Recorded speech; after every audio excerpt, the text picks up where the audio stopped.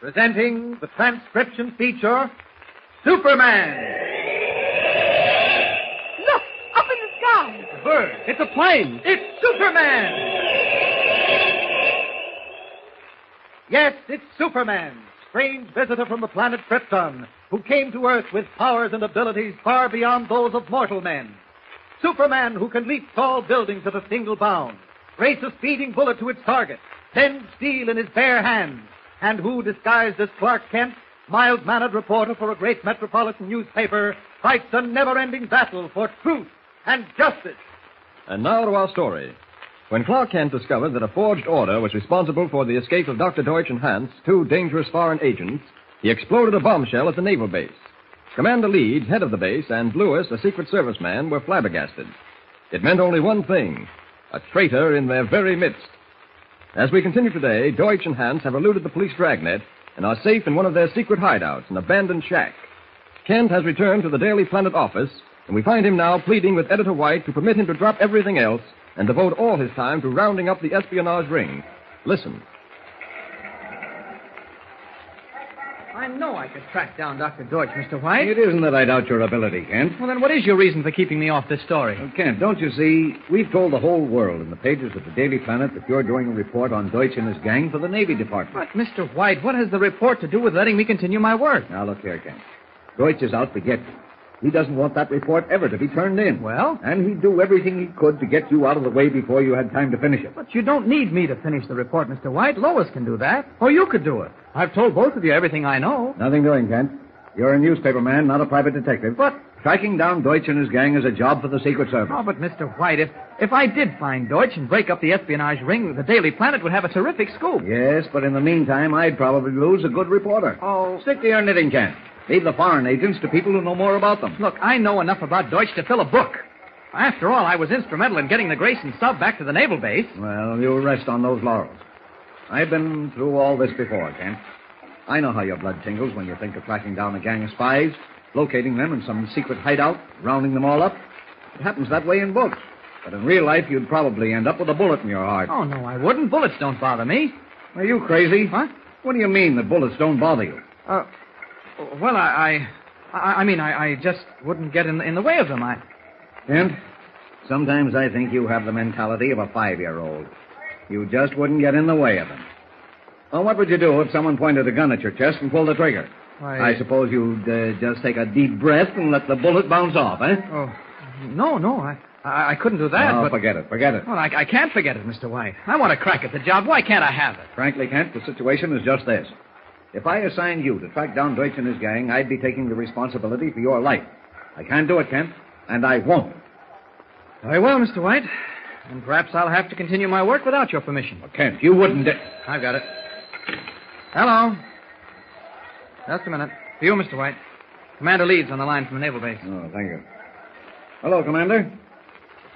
Yes, of course. What's that? You want me to do you a special favor? Why, certainly, Commander. Anything you say. And while Editor White and Commander Leeds are talking, two men are secretly eavesdropping on their conversation.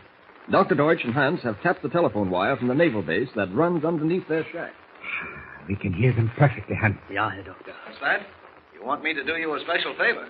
Why, certainly, Commander. Anything you say. Mr. White, I want to borrow Clark Kent from the planet. Borrow him? You hear that, Hans? Yes. I want to use Kent as a special investigator to help us track down Deutch and his gang. Kent's a reporter, not I've simply got to have him, Mr. White. I'm not sure anymore whom I can trust here at the base, but I know I can trust Kent. Very well, then, Commander. But you'll have to be responsible for Kent's safety. Naturally. Now, listen carefully. I'm sending Mr. Lewis to the planet office in a car, Kent's medic. He'll be there in a few hours to pick Kent up and drive him back to the base. Got to work fast. He'll be ready, Commander. One more thing. Yes? Is Kent's report on Deutch completed yet? No. I believe he was going to write it today. But don't worry, Commander. Miss Lane can finish that job. Fine. Goodbye then, Mr. White. Goodbye, Commander. Well, things begin to happen, Hans. But, Herr Doctor, who is this man Lewis? Lewis is a Secret Service agent. Everything is working out to perfection, Hans. What do you mean? Kent will never get to the naval base. He will be with us here in a few hours. Do you have a plan, then? I do not even need a plan. Herr Kent will come to this shack of his own free will. He will come to us. You hear? We do not even have to go and find him. But Kent does not know where they are, Herr Doctor. You think it is a miracle I will work? Well, perhaps it is. That is our business, Hans. Working miracles. This is one miracle that must not fail, Herr Doctor. There are 3 miracles we must do, Hans. We must not only get Kent, we must get Miss Lane and Herr White also. We must leave no one who can complete that report. Yeah, but Herr Doctor, It is not so difficult as it sounds, Hans. For example, there is much machinery in a newspaper office. Printing machinery? Yes, printing machinery of all kinds.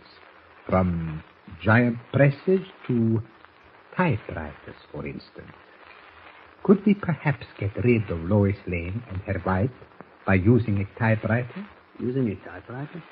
I do not understand, Herr Doctor. You are not supposed to understand, Hans. I understand, you act. Open that cabinet over there on the wall. Jawohl. Now, what do you see, Hans? A small square package, Herr Doctor, wrapped in brown paper. Take off the paper, Hans. Now, what do you see? Ah, it is a bomb. Himmel, it is so small. Small, but powerful, Hans. It fits inside my hand. Where did you get it? I said once before, Hans, I do not tell you everything I know. Bring it to me. This bomb is a secret. One is given to each of our agents to use in an emergency. It is a vacuum bomb, Hans. Tremendously powerful. It is designed especially to wreck machinery, to be set off by the movements of wheels and levers. Wunderbar, Herr Doctor. Hans, this bomb should be fitted into a typewriter. Miss Lane's typewriter? Yes, Hans. Miss Lane is writing at her desk. And then suddenly, an explosion. It will blow up and she's writing the report. Yes, that can be arranged. The bomb can explode when a certain word is written. A word that Miss Lane must use in the report. But which word, Herr Doctor? There is one word she must use, Hans. That word is Deutch. They cannot leave my name out of that report. Ja. And Fräulein Lane types those 6 letters.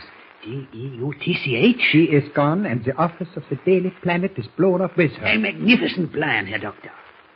Except how are we to carry it out? Is that what you wanted to say, Hans? Ja, Herr Doctor. I will tell you. Today, you play an important part in the great master plan. You, Hans, are a man who repairs typewriters. Do you understand? But, Herr Doctor... Quiet. You are a man who repairs typewriters. You go to the Planet office. You inquire which is Fräulein Lane's typewriter, and you attach the bomb under the keys. I will show you how. I know how to attach the bomb, Herr Doctor. You forget I was once a watchmaker, but... But what, Hans? How do I get to the Planet office? We have no car. We pushed it into the water. I have something better. Here, behind the radio set. Look, Hans. A motorcycle? Yeah. No one can stop you. You go like the wind. Very good, Herr Doctor. I will try. And you must not fail, Hans.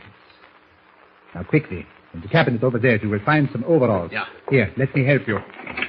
Here. That's right. A cap. Yeah. So pull down. Yeah. Now, quickly, the overalls. Yeah. Get into them. That's right. Yeah. And here is a little bag to carry your tools. Yeah. There is the bomb. Here, Hans. You must carry it in your pocket. Carefully. Jawohl. Carefully. Now, mount the motorcycle and get ready. I will open the door for you. Yes. All ready. You must not fail, Hans. I will not fail. Bye, Hans. Wiedersehen. Auf Wiedersehen.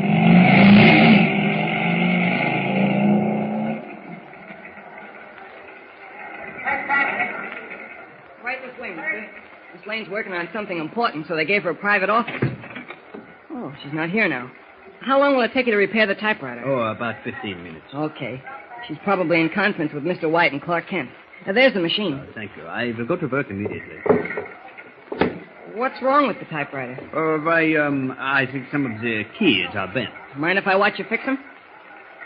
My name's Jimmy Olsen. I'm head copy boy on the paper. Oh, I am pleased to know you, but when people watch me, I become nervous. That's funny. Maybe it is funny to you, but not to me. Oh, I won't bother you. I'll stand over here. If you insist on watching, close the door, please. The office noises disturb me. Oh, sure. That's better.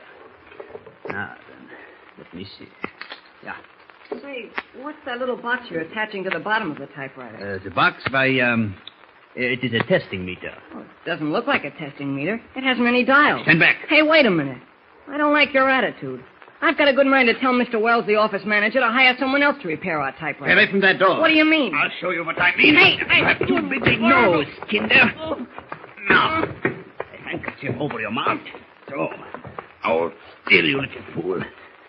I must have some strong cord in my pocket. Yeah, enough to bind your wrists and ankles. There. You will not get loose soon. Now, into this closet with you.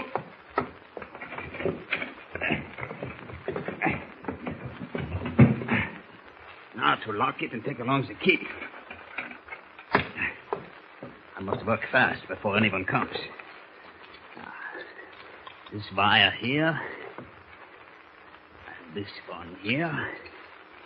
So, it's done. The typewriter is now ready for Miss Lane. All ready for her.